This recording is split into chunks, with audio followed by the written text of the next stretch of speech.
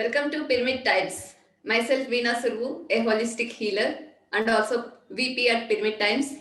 And we have with us wonderful guest, very special guest, Dr. Linda Howe. Dr. Linda Howe is an award-winning author, teacher, and world-renowned leading expert in the field of Akashic studies. She was the first person to bring the Akashic Records to the world community and make teachable access to the records available to anyone with a desire to learn starting in 1996. She founded the Linda Howe Center for Akashic Studies in Chicago in 2001, teaching thousands of people globally. Howe focuses on Akashic Records as a spiritual resource for personal empowerment and transformation. And she is also a author of 3 books, including the groundbreaking book, which is How to Read the Akashic Records. And her second book is Healing Through the Akashic Records. And third book, Discover Your Soul's Path Through the Akashic Records. So with this, I welcome Dr. Linda Howe to Pyramid Time Show. Thank you very much. Thank you very much. It is my great honor to be with you today. I have some exciting news. Can I tell you now? Yes. My 4th book will come out in January of 21. It is called Inspired Manifesting Through the Akashic Records. Elevate your energy, ignite your dreams. So that will come in January. That is amazing. I have went through all of your 3 books. Those are the most practical information that is provided in the Akashic Records books, and also it's so simple. You put it, simplified the knowledge and wisdom, and you have connected the other realms in the most simplistic way, I could say. Oh, good. Do you know, I have learned for myself, it is deceptively simple. It seems so simple. How could it be so powerful? But it's true, yeah? Yes. So yes. Oh, I'm happy to know this. Yeah, for people over here, the viewers of Pyramid Times want to hear from you directly. What are the Akashic Records? Okay, wonderful. This is it's an important question because we always want to start at the beginning, yes? Even if we can be so advanced in many practices, it is, with the Akashic record, we want to be able to understand. So first we know that Akasha, you know this, it's a Sanskrit word, yes? And what it means is primary substance, that from which all things are formed. So we're talking about the the raw essence of life before we start engaging with it, with our thoughts, our feelings, our actions, yeah? So the Akashic record is a vibrational archive of every soul and their human journey, okay? Now, because it's vibrational, it's invisible. We never see the record, not with our ordinary eye, and we don't even see it with the strong eye, right? There is nothing to see, okay? It is vibrational, but it is, but when we touch it, when we make the encounter, it is very real and unforgettable, okay? So it's vibrational. It's an archive. And so that's a collection or a treasury.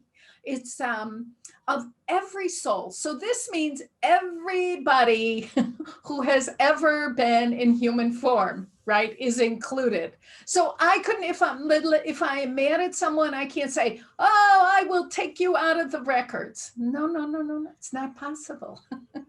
Everyone is in, okay? And it's about the human journey. Now, I know there are many people who have the understanding that we move from human to animal, sometimes to extraterrestrial.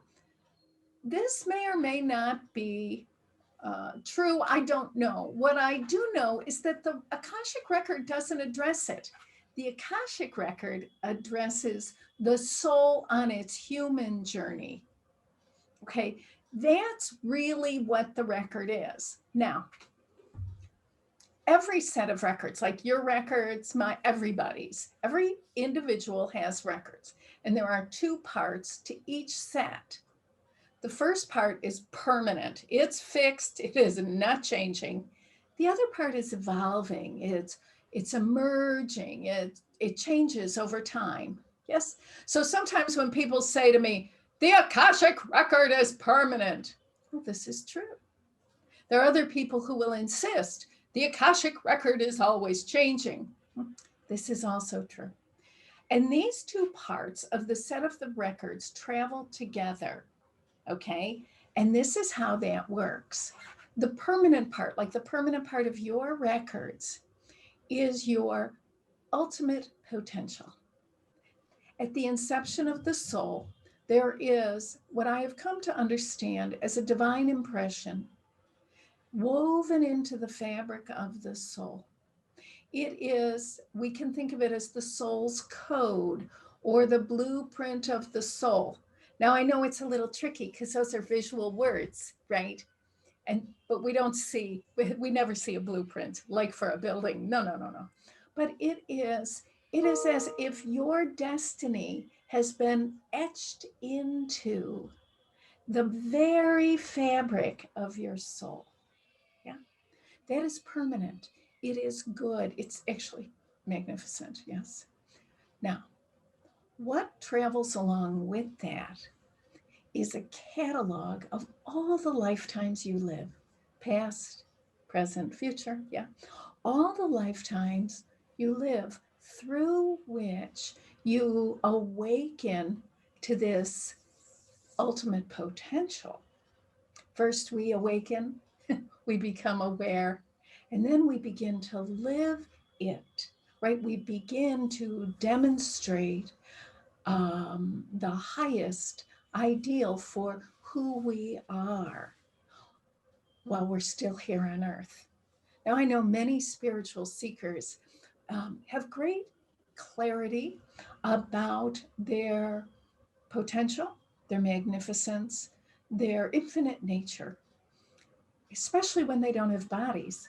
When we don't have bodies, it's like, oh, it's so exciting. It is though, right? And we remember, we know the truth, but we come to this planet, it's like, oh, wait a minute. Okay, it takes many lifetimes for us to recognize, like, oh, wait a minute, there seems to be more here than meets the eye. Yes. And then it takes some lifetimes to recognize those things and to grow into them and to actually experience and express our magnificence while we're still in very imperfect human form. So the second part of the records is evolving, yes? And I like to think of this as the chronicles of you. It is the stories of the lifetimes you live through which you awaken to your ultimate potential and then live that potential. So that's really what the record is, right? And we can look at it from so many different angles. I find it very helpful to understand that it is not a very good oracle for divination. It is not so good for fortune telling. I'm sorry. It is an infinite spiritual resource. It is a space. So it's not a deity, right? We don't pray to the records. We don't worship the records. We don't implore the records because the records they won't interfere, right? They won't do anything to us and they really won't do anything for us. Instead, they exist as a comprehensive field of everything from within which we can really get first of all, it's emotionally completely safe. The records are governed by the three absolutes: fear not, judge not, resist not. So it's a very emotionally safe environment, which is really important for human beings. So we go into that, and then the light, the Akashic light, is very pure. And it empowers our own natural and developing ability to recognize our own goodness and the goodness in everyone else. We begin to see beyond appearances This Akashic light, it shines on the soul, yeah? And what it does is makes it easier for us to become aware of all the great wisdom, the insight, the compassion that each one of us has been cultivating for lifetimes. So it's really so it's not like we don't worship it, which is good, right? We are co-creative partners with our record, and our part in the relationship or the equation, yeah, our part is the human part. Yeah, there's the human part and the spiritual part. Yeah, and so we work together, and it's very exciting. I hope, am I answering your question? Yeah. Yeah, definitely, definitely, yes. Oh, good, good, good, good. What else? Yeah, so how does Akashic reading or healing help a person's life? Okay, it's very interesting. We want to understand that healing through the Akashic record is spiritual. Okay, so we are not psychologists, unless you're a psychologist, of course. But Akashic record practitioners are. It's in the family of spiritual counseling, spiritual insight, guidance, and wisdom. Okay, we are talking about spiritual healing now. When we work in the record, like if many people have had difficult things happen. I mean, everybody does in the course of their life. I mean, it's part of what happens here on earth, right? Imperfect people banging into each other, things happen, right? So in the record, we cannot change the past. That's a little delusional if you think of it. We don't, but from a record standpoint, everything that occurs has positive value for us. And so we want to begin to look and see, how could this possibly be beneficial for me, right? Now, what happens when we shine Akashic light on a very painful experience? Whether it's recent or in the distant past, doesn't matter. Pain has a way of burrowing in and living, right? Keeping itself alive. So when we go into the record, we're able to recognize, first of all, the human reality of what has occurred, right? Whether someone hit us with the frying pan or, I mean, terrible things happen, we know this.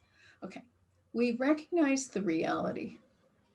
And the challenge is to learn to love and respect ourselves, even though we have suffered a horrible injustice of some type.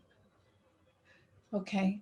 I know here in the United States, probably the worst thing anyone can be is a victim. In America, we hate victims. We're like, "Rah!" Especially spiritual people, like, oh, being a victim. But the truth is, human beings have been victims forever. And all this being mad at ourselves for being victims has not stopped us from being victims. My observation. What I have learned in the records is that if I can appreciate myself, even though I have been a victim, even though I couldn't stop someone from, robbing me, punching me in the nose, whatever they did, right? Even though at that time I was unable to stop the transgression, how do I love myself? Life loves us even though we're not perfect, right? So what happens when we work in the record is we begin to transform our relationship with some of the horrible things that have occurred, right? By accepting the reality of the situation, okay? By accepting our part in it, right? Sometimes it's so funny. I recently was talking to a woman who had been abused by her father when she was a little girl. And it was such an interesting conversation because she was talking about herself. She was in her late 30s. She was talking about the situation when she was about 7, as if she was a 30-year-old woman. It's like, no, no, no, that's not, you were really a little girl. and this was really an adult. Of course you went along with it.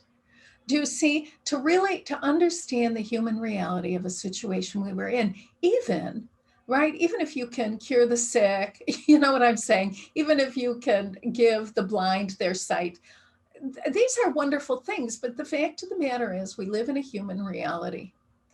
And fascinating to me is that from a record standpoint, you know, the records, of course, are based on reincarnation, right? That the soul lives many lifetimes.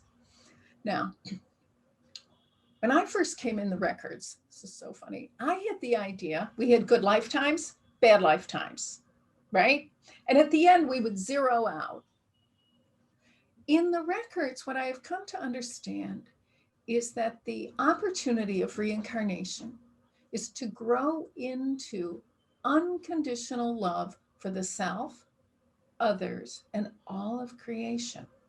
So with everything that happens, the question is, how do I love and respect myself, even though I had this unfortunate situation? Often we want others to be like, oh, my little darling, right? To make nice for us, to make us feel better. They can't, it's not so helpful. What is ultimately liberating is the self-acceptance and working in the records. Because see, the records never say, oh, you're terrible. The records, it never, right? Even when we've been ridiculous, and some of us have, right? The records say things like, do you know, it's too bad that you did that, but it's okay. I think, my heavens, they're too nice, right? But it is unconditional love in action.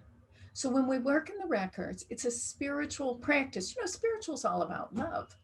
It's about the experience and application of the reality of love to ourselves and others.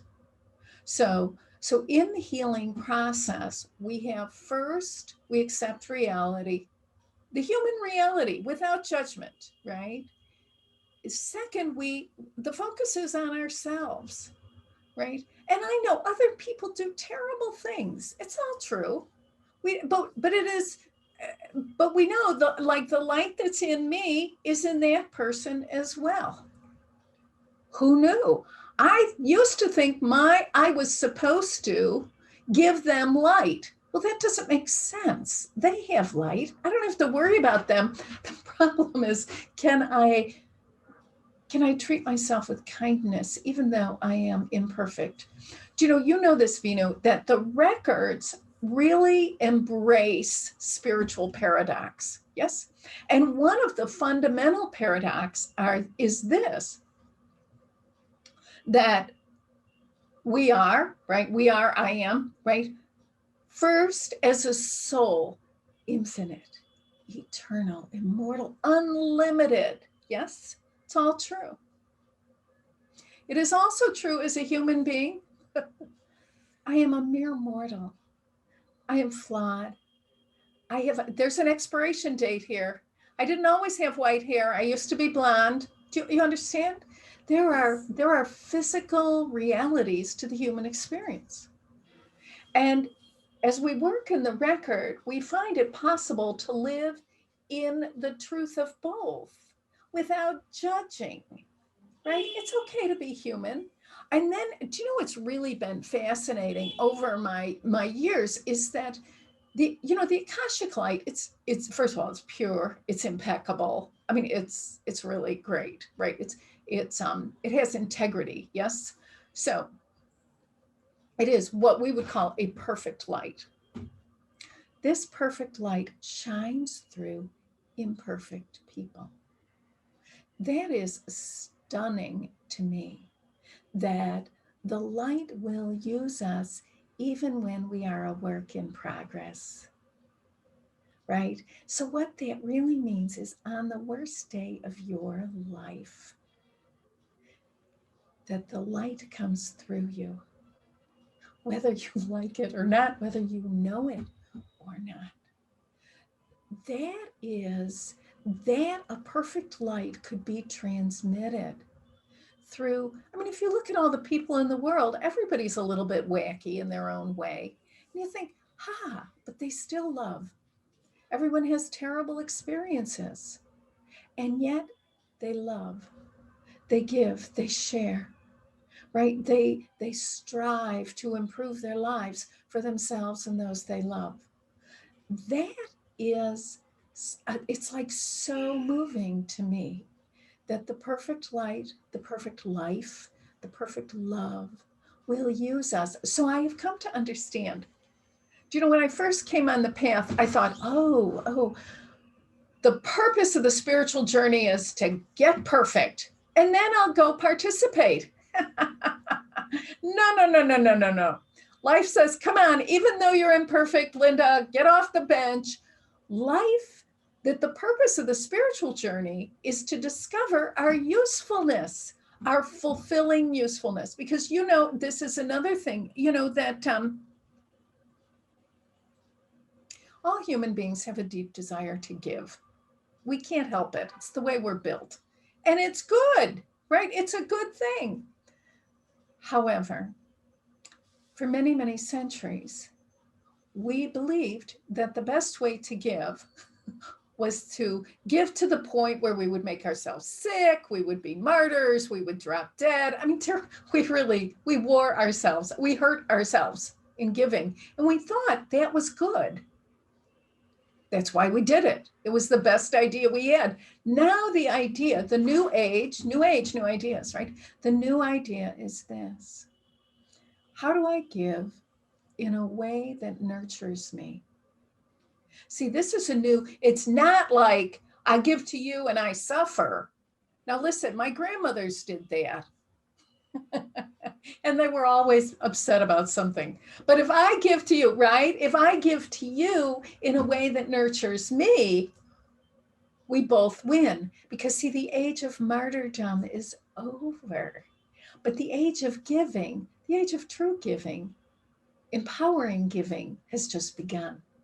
So we're in the most exciting of times as far as I can tell. And I know it's messy out there. I know that. You know, I have whatever. I have a life. I have a son. I have a mate. I mean, all these things. It's like, whoa, it's kind of wild out there right now. You know, it's okay. I mean, it's awful and it's okay. You know, I wear my mask. And it's okay. So what else? I'm sorry. I just, you know, you can tell, you know, this is my favorite topic, right? Because too, over the years, you know, I came into the records in 1994. After I had been on the path for 16 years, I was looking, there has to be a way to make a connection that inspires more aliveness. Yeah. And after 16 years of searching, I came upon the records. I was flabbergasted, right? But what was funny to me was I thought, oh, maybe, you know, I don't know, maybe this will be good for a few months, a year. And I made a promise to myself, I would stay with this until it all dried up. That was in 1994. It's now 2020. It's been 26 years. And I'm, you know, and there's more because it is an infinite spiritual resource. And I've come to understand that working in the record is not an event. It's not like I go into the record, I have an event, I close it, I walk away. It's about a spiritual practice, right? It's about having a space of spiritual insight, guidance, and wisdom, a space of truth from within which it is easier to recognize who I am, my part in things, to make adjustments in my interpretations and understandings, to actually grow away from fear and grow into the experience and the expression of love. That's so amazing. Yeah. It's really, but this is not what I expected. I mean, you understand that. I thought, oh, whatever this is, I'll check it out. And here I am all these years later. That's so great work. Indeed, many, if they can know about this Akashic Records, their lives would be easy no matter what they are going through. Yes. Well, do you know what? I mean, this is an interesting thing because when we work in the record, right? I mean, you understand this, right? First, we, so we address our personal concerns, right? Things about grievances against ourselves. Oh, yeah. They will really keep us back. Then we have our relationships with others, right? And it turns out that this is an opportunity for real peace, right? That the purpose of our relationships, even when they're terrible, is that we come to love ourselves, that we find peace within ourselves, no matter who's in our life, no matter what they're doing. Now, the good news is the records do not say, oh, you have to be with people who are like abusive. No. But see, the old idea used to be that if we send them light and we send them love and we do whatever, they will change. The records do not, the records appreciate the fact that we are not here to change others. We are not, other people get to be jerks. The question is, who will I be? Will I stay? Will I go? Right? And for many, many people, they say, oh, I did, I was with this terrible person because in a past life. Well, I mean, that may or may not be true, but here's the idea. We are only with people. No one intentionally ever says, I'm going to go find somebody who treats me like a dirty shirt. No one on the face of the earth. Sometimes we have very confused ideas about what love is. Sometimes we have the deep belief that we are unworthy of love. And sometimes the most we can allow ourselves to have is someone who treats us terribly. It is our growth that's involved. Then we all want, freedom from limiting patterns. Yes. I mean, please, we all want that, right? So we shine the records on, and turns out that some of us are really afraid to be really free. Because in prior incarnations, we may have had experiences where freedom was a bad thing, right? Freedom was a dangerous thing. It got us into trouble. Sometimes we have people in our family who have been very free, who've been ostracized, and maybe have been a little bit off the beam. So to many of us, we think we want freedom, but we must make peace with ourselves about our freedom, right? The kind of freedom we want, the kind of freedom we're afraid of. Because as we accept where we are now, we can go free. You understand this, karma. I love karma, right? I love the idea of karma. I don't like to live through it. But anyway, karma, right? Cause and effect. That's all it is, right? Now, if I eat too many cakes, my jeans don't fit. Karma. Okay, now, stuck karma happens when I have a negative judgment about myself, other people involved, or the situation. And when I have a negative opinion about a situation, whether it's what I'm eating, whether it's somebody I'm in a relationship with, whatever it is, it doesn't matter. I will have opportunity after opportunity to re-experience that until I accept and make peace with who I am, the choices I've made, and the other people involved. Now, it doesn't mean I have to be happy about it. I don't say, oh, isn't this great? No, I could say, this is really terrible, but this is really real. Yeah. Okay. And obviously, this was the best idea I had at the time. I didn't know it was such a bad idea. I didn't know it would end up hurting me. Yeah. Because see, what releases karma is acceptance. From an Akashic perspective, acceptance facilitates release. Okay, so the records don't get in there and cut us free. No, no, no. It's our own acceptance. Like, oh, right? Oh, this is really the way it is. And from there, I can make new choices, inspired choices, right? And where do we make choices? Now, right? We understand, and certainly in the records, whether something happened 10,000 years ago or this morning, the power is always in the present moment. That's where it is. So when I make a selection now, a new selection, it's got some life, right? It's got a pulse. It's not just an idea. It's the whole self. So a lot of the healing that we do, and see, once we do this, then we're ready to go out into we can go out into the world. We keep moving out into the world in greater and greater ways, right? And with all these, the self-awareness and the demonstrations, then what happens is we can go into the world and be who we always hoped we would be, because that's who we really are.